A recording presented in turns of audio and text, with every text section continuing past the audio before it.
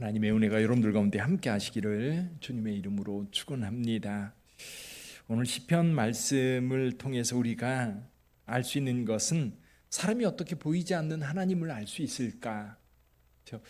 우리가 늘 신앙생활 하면서도 그런 궁금함을 가지고 있습니다. 어떻게 보이지 않는 하나님을 우리가 알 수 있을까? 그 하나님을 어떻게 경험할 수 있을까?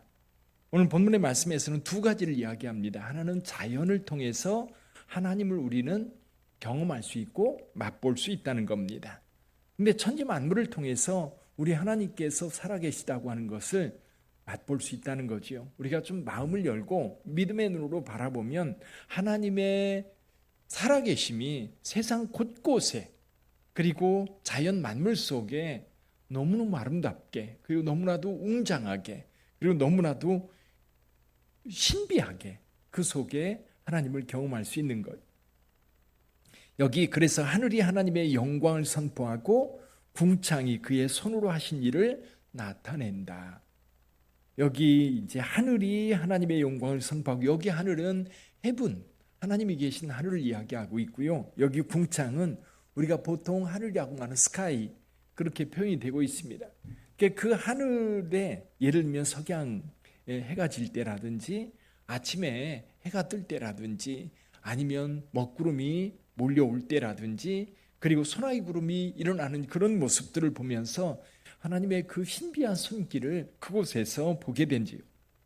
여기 2절과 3절을 보면 이렇게 말씀하고 있습니다. 2절과 3절 같이 읽어봅니다. 날은 날에게 말하고 밤은 밤에게 지식을 전하니 언어도 없고 말씀도 없으며 들리는 소리도 없으나. 4절 같이 읽습니다. 그의 소리가 온 땅에 통하고 그의 말씀이 세상 끝까지 이르도다. 하나님이 해를 위하여 하늘에 장막을 베푸셨도다. 분명히 이 자연에 하나님의 음성이 들리진 않습니다. 소리가 들리지 않는데 그 하나님의 말씀, 즉 하나님이 살아계시다고 하는 것이 온 만물 가운데 충만하다는 겁니다. 그래서 이 다윗은 한 가지 예를 들고 있어요. 그게 뭐냐면 해입니다. 해를 위해서 장막을 베푸시고 해는 그 신방에서 나오는 신랑과 같이 그 길을 달리기를 기뻐하는 장사 같아서 아침에 힘차게 떠오르는 태양이 하루를 지나 저녁에 이제 석양으로 머물 때, 그러다가 다시 내일이면 아침에 다시 또 떠오르는 태양들, 그 태양을 하나님께서 만드시고 운행하고 계시다 말씀하고 있어요. 여러분, 그래서요 우리가 자연을 보면서 여행을 하든 아니면 거리를 거닐든, 그게 우리가 도시에 살다 보니까요, 도시에 살다 보면 모든 것이 인공으로 되어 있어요. 길도 또 건물도 도로도, 그리고 지나다 보면 표지판들 간판들 다 인공으로 되어 있다 보니까 하나님의 손길을 경험하기 좀 쉽지 않은 것 같아요. 그럼에도 불구하고요, 담벼락에 난 풀을 통해서 그리고 떠가는 구름을 통해서 조금만 도심에서 벗어나면 산들이 있습니다. 가끔 원적산에 가면 거기서 봄, 여름, 가을, 겨울 느낄 수 있는 하나님의 손길은 무궁무진한 것 같아요. 근데 그거를 느끼는 분들은요, 마음이 굉장히 기쁨과 감사로 가득 채워지는 것 같아요. 봄에 새싹이 날 때, 꽃이 필 때, 여름에 무성한 빛, 그 나뭇잎들, 가을이 되면 단풍이 들고, 원적산 공원만 해도 은행나무 단풍이 굉장히 유명하더라고요. 그 안쪽 편으로 노랗게 물들어 있을 때 얼마나 예쁜지 모릅니다. 봄에 철쭉이 필 때도, 겨울에 눈 쌓인 그 길도 정말 예쁘고 아름답거든요. 그러니까 우리가 눈을 들어서 하나님이 지으신 그 작품들을 통해서 하나님의 손길을 경험할 수 있다. 예를 들면 음악을 들어도요, 또는 그 미술 작품, 그림이라든지 또 건물이라든지 예술 작품들을 보면 그 사람의 어떤 그 작가의 특징들이 드러나는 거거든요. 자연 만물을 통해서는 하나님의 손길을 경험할 수 있다. 하나님은 자연을 통해서 우리에게 말씀해주고 계세요. 근데 사실은 자연은 우리가 좀 예민하게 느껴야만 하나님의 음성과 그리고 하나님의 솜씨를 우리가 맛볼 수 있다면, 구체적으로 하나님을 알 수 있는 것이 한 가지가 더 있어요. 그게 뭐냐면 오늘 여기 7절 이하에서 말씀하고 있는 율법입니다. 하나님의 말씀이에요. 하나님의 말씀은 직접적으로 하나님에 대해서 묘사하고 있고 하나님께서 직접 말씀하고 있고 그리고 하나님께서 주의 종들을 통해서 하나님의 뜻을 밝혀놓고 있는 것이기 때문에 하나님의 말씀을 통해서 우리는 하나님을 직접 경험할 수 있다. 자연은 좀 간접적인 거예요. 그래서 자연을 자연계시라고 이야기를 하고 여러분 특별계시 하나님의 말씀을 통해서 우리에게 하나님을 드러내 보여주고 있지요.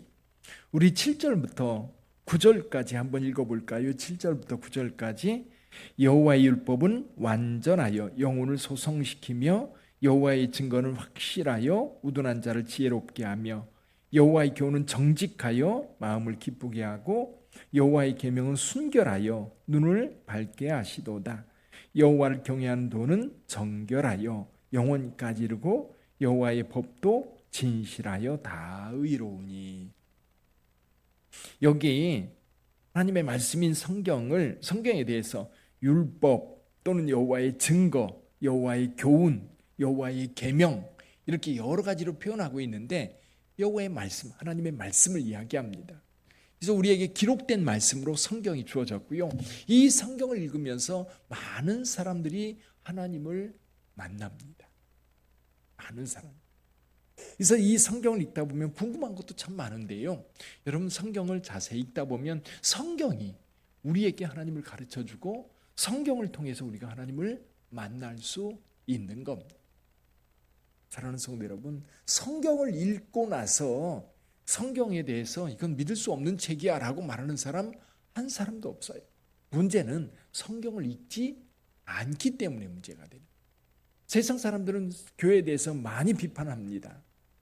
여러분 요즘에도요 인터넷에 기독교 기사, 이번에 저 부산에서 해운대에서 성시화운동, 부산 성시화운동에서 10만 명이 모여서 집회를 했다는 기사가 인터넷 신문에 인터넷에 그 기사에 올랐더라고요. 그래서 그 댓글을 살펴봤어요. 댓글 가운데 여러분 10개 중에 긍정적인 댓글은 하나도 안 돼요. 그리고 전부 다 기독교를 비판하는 그리고 혐오하는 그런 댓글만 가득 차 있어요. 그런 생각이 들어요. 그걸 보면서 참 불쌍하다는 생각이 들어요. 누군가를 비판하기 전에 자기를 좀 봤으면 좋겠어요. 근데 보면 계속해서 반복돼요. 그 닉네임 있지 않습니까? 그걸 보면 계속 어떤 한 사람이 계속해서 반복해서 그렇게 공격하고 비난하고 그리고 혐오하는 그런 글들을 올리는 것을 이렇게 보면서 할 일도 참 되게 없다. 그런 생각이 드는 거예요. 누군가를 비판하기 전에요. 그 사람을 좀 이해하려고 한다면 그 사람을 이해할 뿐만 아니라 비판하는데 우리는 그것의 본질을 좀 발견할 수 있을 것 같아요. 그래서 저와 여러분들이 그리스도인으로서 세상 사람을 이렇게 비난한다고 할 때 그리고 그렇게 좀 안 좋은 글을 통해서 우리를 뭐랄까요? 조롱하는 그런 글들을 볼 때에 좀 속상하고 아프기도 하지만 또 불쌍한 마음이 드는 거예요. 저들이 하나님을 안다면, 저들이 우리가 알고 있는 성경을 좀 한 번이라도 읽어보고 그런 얘기를 한다면, 그렇죠? 근데 성경 안 읽어요. 알려고 하지도 않아요. 어떤 선입견에 의해서 딱 사로잡혀서 거기에 고정돼 있을 뿐인 거예요. 여러분 자연을 통해서 하나님의 손길을 경험하면서 동시에 하나님의 말씀인 성경을 통해서 우리가 하나님을 경험할 수 있다면 그게 참 큰 은혜죠. 다윗은 지금 그 말씀을 통해서 하나님을 맛보고 있는 거예요. 그러다 보니까 10절에서 이렇게 고백을 합니다. 금곧 많은 순금보다 더 사모할 것이며 꿀과 송이꿀보다 더 달도다. 이 성경을 읽는 분들이 성경이 달다는 이야기를 합니다. 여러분 신앙 고백하는 분들이 많이 그래요. 성경을 읽다 보면 성경이 너무 재미있고 그래서 시간 가는 줄 모르고 성경을 읽는다는 거예요.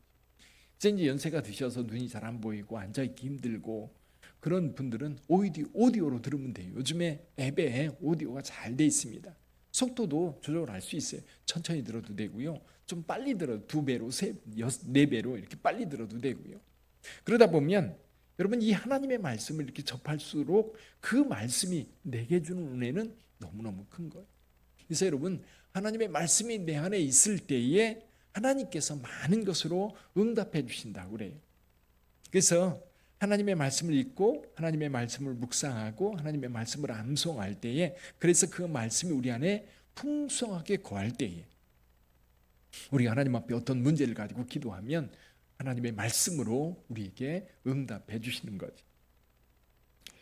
자, 이렇게 하나님의 말씀을 묵상할 때 다윗은 이 말씀을 통해서 자기 자신에 대한 경고, 그리고 고의적인 죄에서 우리를 벗어나게 한다, 그런 고백을 합니다. 우리 12절 13절 한번 읽어볼까요? 12절과 13절. 자기 허물을 능히 깨달을 자 누구리요? 나를 숨은 허물에서 벗어나게 하소서. 또 주의 종에게 고의로 죄를 짓지 말게 하사 그 죄가 나를 주장하지 못하게 하소서. 그리하면 내가 정직하여 큰 죄과에서 벗어나겠나이다. 어떻게 이런 경험을 할 수 있어요? 하나님의 말씀을 내게 둘 때, 그 하나님의 말씀과 함께 할 때. 그래서 마지막 14절에서 이렇게 고백을 합니다. 같이 한번 읽어봅니다.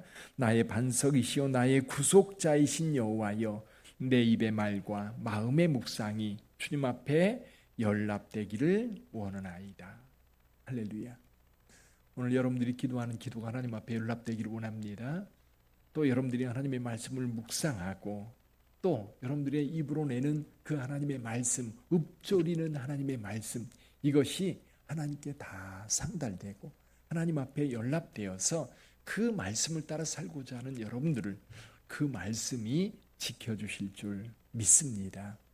사랑하는 성도 여러분, 오늘 시편 19편을 통해서는 두 가지 아주 중요하게 하나님을 알 수 있는 방법, 자연을 통해서, 하나님의 말씀을 통해서. 근데 이 하나님의 말씀은 직접적으로 우리를 인도하고 우리를 이끌어서 우리를 하나님의 거룩한 백성 되게 하는 겁니다.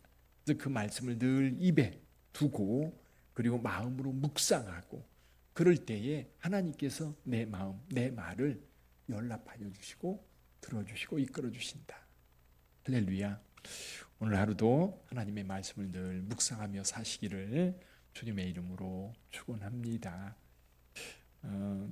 새생명 전도축제 여러분들 마음에 두고 기도하시기를 바랍니다. 그리고 전도축제 이런 팜플렛을 드렸는데요, 매일 새벽 기도 말씀을 내서 거기서 깨달은 것을 기록하면서 묵상을 함께 해 나갈 수 있기를 바랍니다. 기도하겠습니다.